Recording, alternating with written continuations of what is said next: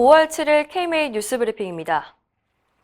전국 초중고와 유치원이 13일부터 순차적으로 등교 개학을 합니다.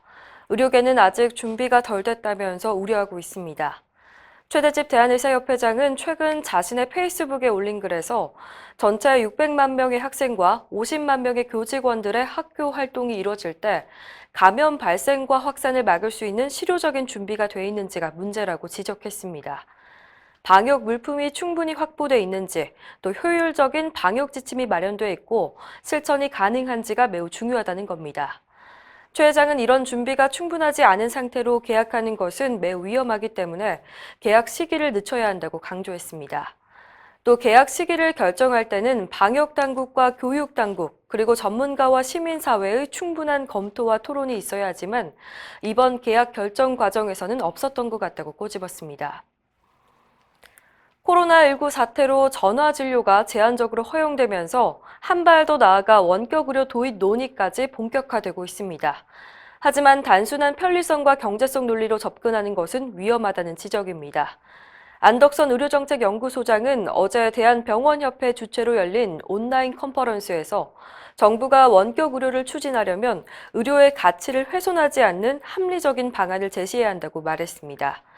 의사들이 우려하는 부분, 즉 사람을 직접 보지 않고 진료하는 데 따른 위험성과 그에 수반되는 형사처벌에 대한 우려, 그리고 민간 기업들이 대거 개입해서 의료 윤리가 훼손되는 상황을 간과해서는 안 된다는 겁니다. 안 소장은 또 정부가 야당일 때는 극렬하게 반대하더니 여당이 되니까 하자고 한다면서 정책에 일관성이 없다고 비판했습니다.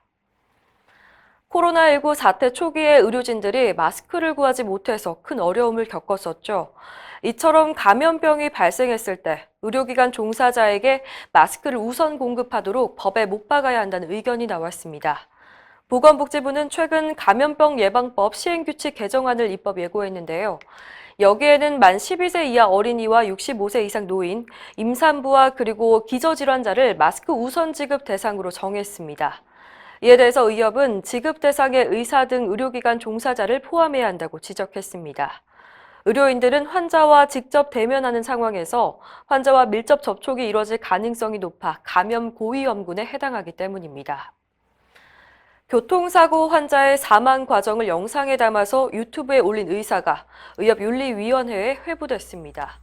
최근 모 대학병원 응급의학과 교수가 교통사고 환자의 심폐소생술 장면과 사망 과정을 보호자 허락 없이 촬영해 자신의 유튜브 채널에 올렸는데요. 논란이 크게 일자 병원 측은 해당 교수를 직위 해제했습니다. 의협은 어제 상임이사회를 열어서 이 교수를 중앙윤리위원회에 징계 심의 요청하기로 의결했습니다. 대학들도 온라인 수업을 하고 있죠. 의대생들은 과연 온라인 강의에 대해서 어떤 생각을 갖고 있을까요?